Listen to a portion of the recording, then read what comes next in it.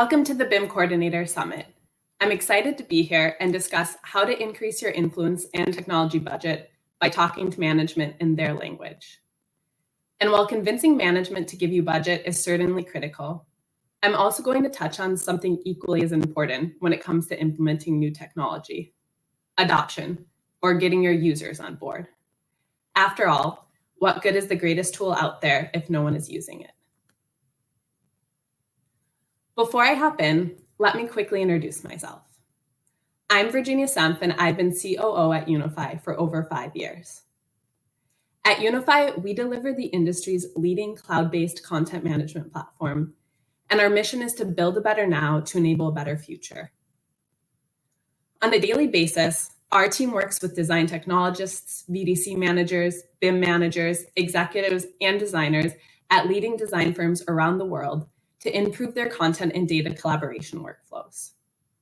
Much of what I share in this presentation will be based on stories and experiences with those individuals. And the topic of this talk was suggested by several BIM leaders we work with who are very familiar with the hoops you have to jump through to get technology budget approved. Now you may be thinking, okay, beyond those customer relationships, who are you to speak to technology budget best practices? Well, when it comes to buying technology, I have experience from all perspectives, including the buying side, both in terms of asking for budget and reviewing requests from team members, and the selling side, where I can give some insight into how to best negotiate with vendors. I'll be sharing a lot of mistakes I've made over the years so that you know some pitfalls to avoid, and I'll also review some techniques that I've seen work really well. Before we jump in, let's spend a few minutes looking at the unique challenges of technology adoption in our industry. Outsiders often label the construction industry as technology adverse, and the trend visualized here would support that. It shows a decrease in productivity since the advent of modern technology and computing in 1964, which is exactly the opposite of the technology trend we see in almost every other industry. As someone who joined the AEC domain after spending my career in the tech industry, I strongly disagree with the perspective that the building industry is technology adverse.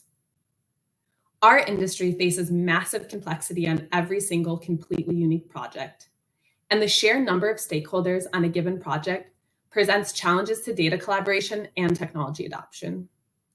What we're all looking for in the building industry is technology that works and that increases velocity rather than slowing us down, as we've so often experienced. Why do I go into all of this? Because it's critical context to keep in mind as we look at how to improve and accelerate technology adoption in the industry. More often than not, there's a significant gap between those on the front lines experiencing the pain of inefficient workflows and the executives responsible for approving the technology acquisition decisions that will relieve those pain points. Unifi itself was actually founded and is led by a former engineering consulting CEO who realized the paradigm shift happening due to BIM and saw that better technology had to be the solution. But not every executive agrees. Let's take a closer look at some of the headwinds you might be up against when asking for technology investments. Considering what the technology landscape looks like today for design technology leaders and their teams, the reality is that we no longer live in a CAD or Revit or Autodesk or Bentley world. There are hundreds of technology solutions out there promising to save you time and money and make you more efficient. And long gone are the days when IT led the charge in procuring new technology. In fact, IT teams are now supporting cast members for the most part, there to help you evaluate specific technical capabilities of a new solution, like security or provisioning. The responsibility is now on your shoulders as the most informed member of the team to identify, evaluate, and perhaps most importantly, communicate how new solutions can impact your firm's bottom line. To complicate things further, there are an unlimited number of potential tools out there for you to consider. One firm we work with estimates that they have upwards of 80 unique tools in their design technology stack. To increase the overhead of managing all those vendors even further, the software industry has largely moved to subscription-based pricing, meaning a vendor's pricing could be changing on an annual basis and that you always have the option to move to a more cost-effective or better offering. So if you're experiencing capability overhead and an increased uncertainty, and feeling like managing your design technology stack has become a full-time job on top of all your other responsibilities, you aren't alone. The endless options make your executives' lives more complicated as well. They're constantly receiving requests for new tools, adding cost to the business, as well as adding overhead, as they're expected to audit and report on the effectiveness and adoption of existing tools. So how can you overcome those hurdles to secure the tools your firm needs while growing your influence in the firm while you're at it? In my experience, the most effective way to increase your success rate at making the case for new technologies is to take a step back and define a tried and true, repeatable process. The evaluation process outlined on this slide lays out the critical steps that make up a thorough assessment. This is not to say it's a one-size-fits-all process. However, these are the basic ingredients that increase your likelihood of success in terms of both securing budget approval and then realizing full adoption of the technology. Let's start by digging into step 1, researching the market. How can you stay abreast of new trends in the design technology landscape today? The BIM leaders we work with tell us these are their top resources for staying abreast of new technology trends, as well as diving in and doing research once they're confident that a certain tool or technology is the right fit for their firm. Events like this one are ideal for learning about new trends affecting the industry. Similarly, webinars and blogs can be useful resources in learning about what's next, though they also often offer targeted how-to topics and panel discussions that dig into specifics around how different firms have realized value from technology. When it comes to getting targeted advice on a specific tool, the design technologists we work with love forums and LinkedIn groups. Fortunately, this is an industry full of people happy to share past experiences. If you're looking for advice on pitfalls to avoid or insight into what it's like to work with a vendor, interactive channels like forums and LinkedIn groups are a great place to start. Okay, so you've identified a tool that's a good fit for your business. Next, how can you learn more about the different vendor offerings and which factors to consider in evaluating which solution is right for you? Some of what you see on the slide is quite obvious, such as license cost and feature comparison. What I want to draw your attention to here are some areas that are less commonly considered in evaluations, from setup costs to a vendor's ecosystem and roadmap. Now, the extent that each of these factors need to be considered will depend on your unique firm. For example, the flexibility of a solution in integrating with other applications may be less important at a smaller firm with minimal dev resources than at a larger firm where integrations are critical. An internal scorecard for each factor you deem important that includes weighting each of those factors on a scale of criticalness has worked well for me in my career. And we've seen that the most cutting-edge design firms we work with at Unifi leverage some variation of a scorecard or RFP in evaluating new technologies for their firms. When it comes to evaluating costs, don't underestimate the impact that setup costs, or sometimes a lack of setup support, may have on your overall adoption and costs. It's tempting to simplify the cost evaluation by looking at license cost alone. However, that is usually only part of the story. Real life scenario here. One of our customers came to us after a failed attempt to implement a competitive solution. They had initially been sold on the company's pitch that because their solution was more intuitive, less training would be needed to reach full adoption, and thus their pricing was lower as well.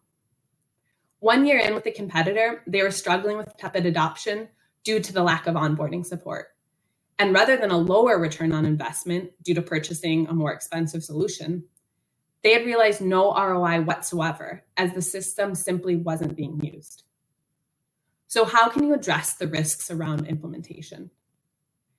Ask the vendors you're evaluating for insight into the renewal rate, and don't hesitate to reach out to an existing client to learn about their experience partnering with the vendor. These days, everyone puts customer logos on their website, and LinkedIn is a great resource for finding your counterpart at those organizations to get the real lowdown on what a vendor's support is like. Those existing clients may also be able to help you fast-track the development of a scorecard for a new technology, as they may have already created one themselves. One of our customers, CRB, created one of the most thorough evaluation documents we'd ever seen, weighing factors from features through to roadmap and vision. We ended up co-opting that document into a template that we provide to our prospective customers as a starting point. And many vendors themselves have RFP templates they can provide, even if you should be somewhat wary of those frameworks as they're usually tailored to their strengths. That example brings us to another critical factor in technology acquisition and implementation, and one we don't do a great job of in our industry: securing buy-in across the team. Our customers tell us that getting end users bought in is a major roadblock when it comes to technology adoption. While it's not always easy, when I've experienced poor adoption of a new tool that I really believed in, I often have to start by looking in the mirror and reflect on how I introduced it to my teammates. Do your end users and higher ups understand the why and see how this new tool will make their lives easier? To get your team invested in the tool you're implementing, I cannot understate the importance of starting with communicating the why. In other words, what problem are you looking to address with the tool you're considering? And it better be a problem the person you're talking to is experiencing, not just one you are. Aligning everyone on the problem and the real impact that failing to solve it will have on your business primes the rest of the technology implementation process and makes onboarding and training much easier. Next, as you draw up that list of requirements and go through your scorecard, involve as many stakeholders in various roles as possible in the process. This may consist of a trial involving key users, or it may just be a matter of gathering input on what those key factors on the scorecard are. By engaging stakeholders in the evaluation, the team will have visibility into what potential trade-offs you may be forced to make. In other words, we really liked X vendor because of its intuitive UI, but the security protocols just aren't there, and so it won't work for government projects. During these conversations, you may get input that actually causes you to widen or narrow the scope of what you're looking for in the scorecard. And a bonus of following this approach is that no one will be left whining, "I can't believe we're not using XYZ tool. If only someone would have asked me." Understanding the pain experienced from different perspectives and communicating how the tool will help alleviate those different pain points will generate enthusiasm around implementing new tools throughout your organization. Finally, and most importantly, provide training, whether it's vendor supplied or a process you're responsible for creating. There's no quicker way to kill buy-in and impede adoption by throwing your users into the deep end without proper onboarding. And training, just like restating the why, has to be an ongoing process to be effective. We've all been there before. You hold a great training and usage spikes for a few weeks. Then the next time you ask a team member how it's going with the tool, they reply, "What's that?" And you probably want to rip your hair out. The reality is we all have hundreds of things on our plate every day, so find creative ways to keep new tools top of mind until they really do become habit. So, what matters to your budget approver? It may often feel like all they care about is pushing more project work to the team without putting any thought into how to increase the team's efficiency in order to more effectively deliver. Or it may feel like dealing with management is a game of politics. Given my experience on all sides of the table when acquiring technology, I want to challenge that perception for a moment, no matter how true you may insist it is, and introduce a concept called the perception gap.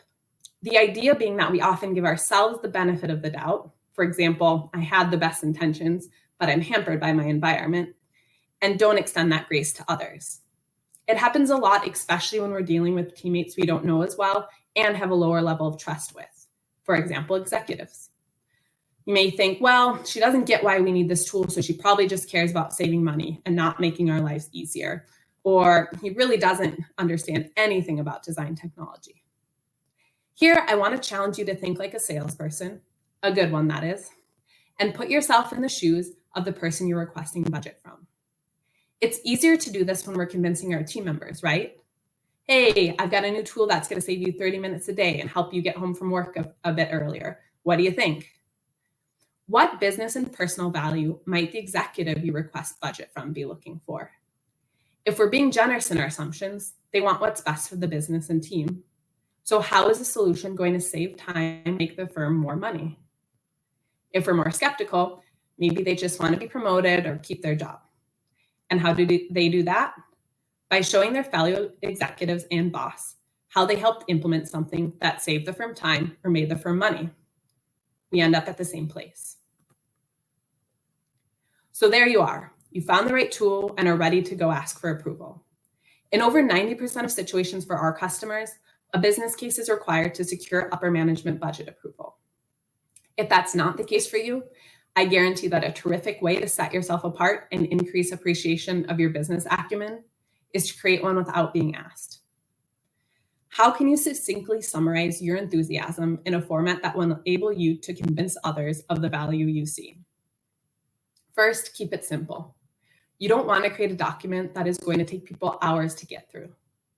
What I've seen work best is a document that clearly summarizes the why, how this tool is going to add value, and then lays out the areas of qualitative and quantitative value. Second, ensure that you show off all the hard work and analysis you've done during the evaluation process. An executive will not want to review a feature-by-feature comparison, but attach that scorecard as a reference document when you share the high-level business case. When an executive is going to find valuable is a summary of business impact. So how do you define business value? It's not always as simple as an ROI calculator. I can tell you from personal experience as a vendor that half the time you put an estimated number in front of someone, especially if they're at all analytical, they're ready to start picking your assumptions apart. Not that we run into anyone analytical in this industry, right? So why not be transparent about those assumptions out of the gate? Break them out and get your executive involved. Show the different areas you're expecting the tool to deliver value in and ask them how they'd quantify it. For example, at Unifi, we know our tool saves designers time, but how much greatly depends on the current environment for how the content is managed. Will it save 30 seconds per search or 5 minutes? Is your average designer's salary $50,000 annually or $80,000 a year? Then we get into fuzzier areas that are even more difficult to quantify, like preventing project downtime and errors. You may not be able to associate each area value with a hard number, and that's perfectly fine. Do be ready to speak to the impact that area has on the business. For example, being more confident in the data accuracy of the models you deliver to clients has the opportunity to increase client satisfaction and the likelihood they'll bring return business in the future. Having business value defined can also give you a leg up in negotiating pricing with the vendor, but keep in mind that the cheapest solution may not always be the best choice. We know this well when it comes to buying things for our families, right? Whether it's a new car or chicken for dinner. However, it's easy to lose sight of that when it comes to purchases for a business. The thinking is usually, well, it's going to be easier to slip this through if it's a $5,000 purchase instead of $10,000, and I can tell my boss I saved us $5,000. However, sometimes that cheaper solution is less likely to deliver value to your business, whether it's due to implementation or inferior performance. And remember, a good business case should help overcome pure pricing objections from your budget holder. If you demonstrate credibly that the tool you've selected will save the firm $100,000 in the next year, $10,000 looks like quite a bargain. Next, engage the budget holder early on in the process and consider leveraging the vendor as well. Chances are they have current customers who have already built the business case and likely already have a template to help you get started. In fact, when I'm working with a vendor who doesn't have this on hand, I'm more likely to dig in and understand their implementation process to see how deeply they actually care about ensuring their customers realize value. As you're putting together the first draft of the business case, don't hesitate to run it by the final decision maker, even when it's not complete. It will give you a temperature check for the amount of convincing you have to do, and engaging them early on will make them more likely to buy into the final product. Then, when that final draft is ready for circulation, present it with confidence. You know your stuff and are demonstrating the care you have for the business by putting it together. Do be open to questions and feedback. Someone engaging with you, even if it's to disagree, is a good sign that they're looking to support you and want to understand it fully.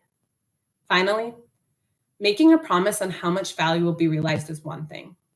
The next step to truly mitigating the risk of a new software purchase to your executive is showing how you plan to effectively implement the solution and track and report how the value is being realized post-purchase. Is there a dashboard you can provide to your executive team? Can you share stats from user surveys and quarterly executive updates? Make it clear that you realize signing the dotted line is only half the battle. The real test comes in when it's time to implement. This final piece is the most critical step to increasing your influence and credibility in the organization. It's you demonstrating follow-through and proving that you are both a strategic leader and a make-it-happen type person. This all sounds great in theory, but let's dive into how applying the strategy we've covered play out in practice in a pair of real-life examples. In the first scenario, a newer team member came to me to propose a tool they'd used at a former company, an applicant tracking software. They'd already reached out to the vendor they'd previously used and gotten a quote for $15,000. Now, I admittedly didn't have a good sense of what the software could do for us, having limited familiarity with those types of tools. Moreover, $15,000 was a serious investment for us, equivalent to what we spent on some of our most business-critical systems. And I couldn't really get past the price tag as I had no concept of the value it would deliver. Moreover, the lack of a formal scorecard or needs analysis left me with limited understanding of how this would address our needs, or if there might be a more cost-effective option out there that would work for us. So that's where I left it, instructing my team member to go execute a formal evaluation so that we could consider this in our budget for the coming year, which was certainly not the response that the person who had proposed the solution was hoping for. On the flip side, let's look at another out-of-cycle request for budget from our marketing leader at Unifi. As with any company, new client growth is very important to us, and our marketing leader came to me requesting additional budget for a database to provide her with access to increased contact information. My initial question was, why wasn't this budgeted for already? She explained to me that this hadn't been budgeted for within the scope of our current plan because she was confident she could hit our goals without an additional tool. However, after looking into these database offerings more closely, she was positive she could commit to increasing our revenue goals were we to make the investment, meaning more new customers. Now that was an attractive premise from my perspective, spend a little more to make a lot more. Additionally, she explained she was in the midst of a full evaluation of 3 shortlisted vendors and shared the scorecard document she had developed with me. She had also circulated it to our sales team for input, as they'd be a user of this service. The shortlist included 2 newcomers who were most cost-effective and the main incumbent who was significantly more expensive.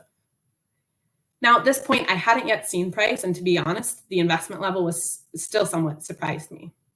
However, because the potential business value of the solution had already been presented to me, that price tag was much more palatable.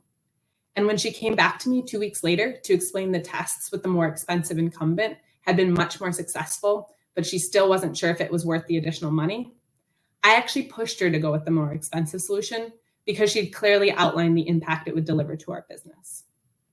Fast forward a year later, she was able to clearly demonstrate the new business that the tool had generated for our business, and we renewed without hesitation. Now, when our marketing lead comes to me with potential new investments, I'm much more eager to listen due to the trust and influence built through that experience. One of our core values as a team at Unifi is accountability, or doing what you say you will in the eyes of others. That final step of measuring and reporting back on the business value realized is one of the most powerful steps you can take towards demonstrating your accountability to your team and leaders. And we're so passionate about accountability at Unifi because it is one of the key ingredients to building trust. So if you're eager to grow your influence, I hope the one thing you take away from this presentation is the impact that measuring the business value the technology you help implement can have on increasing your credibility and influence. During today's talk, I hope I've given you a few actionable pieces of advice for how to increase your influence and make the process for securing budget for new technology easier.